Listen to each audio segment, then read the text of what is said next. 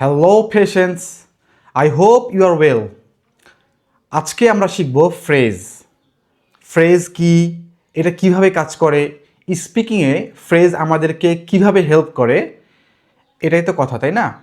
আচ্ছা, প্রথমে আলোচনা করি ফ্রেজটা কি।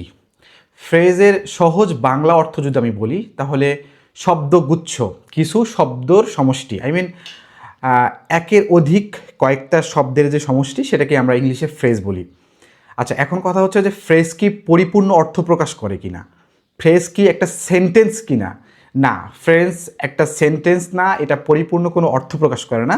কেন করে না? কারণ আমাদের ইংলিশ গ্রামারের রুলস অনুযায়ী আমরা জানি একটা সেন্টেন্স এর পূর্ণতা পেতে হলে, একটা সেন্টেন্সের অর্থ থাকতে হলে সেটাতে একটা সাবজেক্ট থাকতে হয়, একটা ভার্ব থাকতে হয়।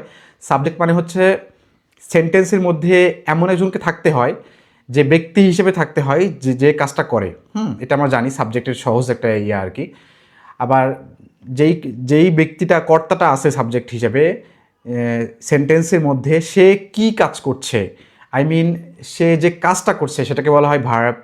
সাবজেক্ট, সো আমরা বুঝতে পারলাম যে ভার্বও থাকতে হয়। সো এখন কথা হচ্ছে ফ্রেজের মধ্যে কি এগুলো থাকে কি না। না, ফ্রেজের মধ্যে সাবজেক্টও থাকে না, ভার্বও থাকে না। সো এটা দ্বারা আমরা পরিপূর্ণ অর্থ প্রকাশ করতে পারি না, বা এটা দ্বারা পরিপূর্ণ অর্থ বোঝায় না। সো আমরা যদি এক্সাম্পলে যাই, যেমন ধরেন আমি যদি বলি যে আমি ভাত খাওয়ার পরে, তারপরে কি, তারপরে কি কিছু বলছি? কিছু বলি নাই। সো অর্থটা কিন্তু পরিপূর্ণ হলো না। যে শ্রোতা, সে কিন্তু আরও কিছু শোনার জন্য অপেক্ষা করে আছে যে হ্যাঁ, ভাত খাওয়ার পরে কি হলো বলো। তখন আমি যদি কিছু না বলি তাহলে এটা কোনো সেন্টেন্স হলো না, ঠিক আছে? তো এটাকে বলা হবে ফ্রেজ বা শব্দগুচ্ছ। আবার যদি বলি সূর্য ওঠার পরে, তারপরে যদি বলি যে সে না খেয়েই, এটা বলতে পারি। তারপরে চিঠিটি পড়া মাত্রই, যদি এই ধরনের কিছু শব্দগুচ্ছ বলি কিন্তু পরিপূর্ণ সেন্টেন্সটা আমি শেষ পর্যন্ত না বলি, তাহলে কিন্তু অর্থটা পরিপূর্ণ প্রকাশ পায় না। সো এগুলোকে আসলে সেন্টেন্স না বলে এগুলোকে বলা হয় ফ্রেজ, যেটা হচ্ছে সেন্টেন্সের মাঝখানে বসে, কিন্তু এটা পরিপূর্ণ কোনো সেন্টেন্স নয়। আচ্ছা, এখন কথা হচ্ছে স্পিকিংয়ে এই ফ্রেজ আমাদেরকে কিভাবে হেল্প করবে। ফ্রেজ ব্যবহারের মাধ্যমে আমরা আমাদের স্পিকিংকে আরও এক ধাপ এগিয়ে নিয়ে যেতে পারবো। আমরা আমাদের মনের ভাবটা আরও স্পষ্টভাবে প্রকাশ করতে পারবো। স্পিকিংয়ে হচ্ছে এই ফ্রেজগুলো, ছোটো ছোটো ফ্রেজ আছে কিছু, এগুলো হচ্ছে খুবই হেল্পফুল, খুবই ইম্পর্টেন্ট। অ্যান্ড আর এই ফ্রেজগুলো ইউজ করার মাধ্যমে আমরা আমাদের স্পিকিংকে আরও ইনহ্যান্স করতে পারি আর কি। সো এই হচ্ছে ব্যাপার। সো আচ্ছা, আমরা ডিরেক্ট রুলসে চলে যাই, যেগুলোর মাধ্যমে আমরা ফ্রেজ তৈরি করে আমাদের সেন্টেন্সে ইউজ করে আমরা স্পিকিংয়ে ডেইলি প্র্যাকটিস করতে পারবো। সো প্রথমে যদি আমরা বলি আফটার প্লাস ভার্ব আইএনজি। হ্যাঁ, সো আফটারটা হচ্ছে একটা প্রিপোজিশন। এই প্রিপোজিশনের পরে অলওয়েজ ভার্ব আইএনজি হয়, এটা আমরা জানি। যদি না জেনে থাকি, এটা এখনই জানলাম যে আফটার বা যে কোনো প্রিপোজিশনের পরে ভার্বের আইএনজি হয়। সো এটা আমাদের সবসময় মাথায় রাখতে হবে, প্রিপোজিশন প্লাস ভার্ব আইএনজি। এই স্ট্রাকচারে আমরা বেশ কিছু ফ্রেজ তৈরি করে এগুলো আমরা সেন্টেন্সের মাধ্যমে ইউজ করতে পারি। যেমন যদি আমরা বলি যে আফটার ইটিং, খাওয়ার পরে; আফটার রিডিং, পড়ার পরে; আফটার টেকিং বাথ, গোসল করার পরে; আফটার মিটিং হিম, তার সাথে সাক্ষাৎ করার পরে; আফটার ফিনিশিং মাই ওয়ার্ক, আমার কাজ শেষ করার পরে। এইভাবে আমরা এরপরে কী করতে পারি আমি সেটা নিয়ে আলোচনা করছি না, কারণ আমরা টেন্স এবং মডেলস নিয়ে আমরা ধাপে ধাপে শিখব।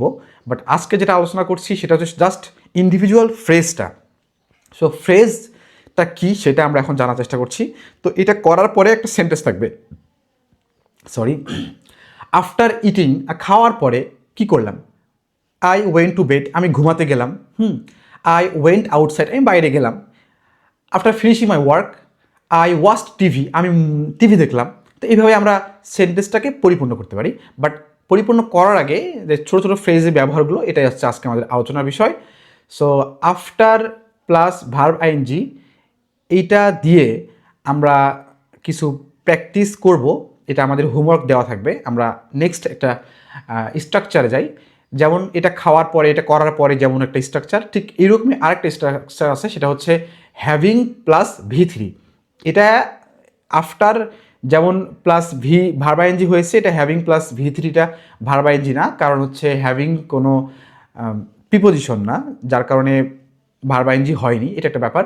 আরেকটা হ্যাভ ভার্বের পরে ভি3 হয়, অলওয়েজ হ্যাভ ভার্বের পর ভি3 হবে। সো এই রুলস অনুযায়ী হ্যাভিং প্লাস ভি3, হ্যাভিং ডান মাই ওয়ার্ক, আমার কাজ করে, এটার অর্থ হবে আমার কাজ করে। হ্যাভিং টোল্ড দ্যাট, এটা বলার পরে, ঠিক আছে। দেন আসতেছে হচ্ছে হ্যাভিং ইটেন, খাবার খেয়ে, ঠিক আছে, এরকম হ্যাভিং ইটেন ফুড, খাবার খেয়ে বা খেয়ে, এই ধরনের একটা অর্থ আসবে। তারপরে আমি কি করলাম সেটা আমরা পরে মেনশন করব, এইভাবে আর কি। তো এটা একটা রুলস গেল। সো আরেকটা হচ্ছে আফটার এর যেমন রুলসটা যেরকম, ঠিক এরকম বিপরীত একটা অর্থ দেয়, সেটা হচ্ছে without, without plus verb ING. Without মানে কি আমরা সবাই জানি ছাড়া বা ব্যতীত। উইদাউট ইনফর্মিং হিম, তাকে না জানিয়ে, ঠিক আছে। উইদাউট ইটিং, না খেয়ে, আই ওয়েন্ট আউটসাইডে, বাইরে চলে গেলাম, এইভাবে।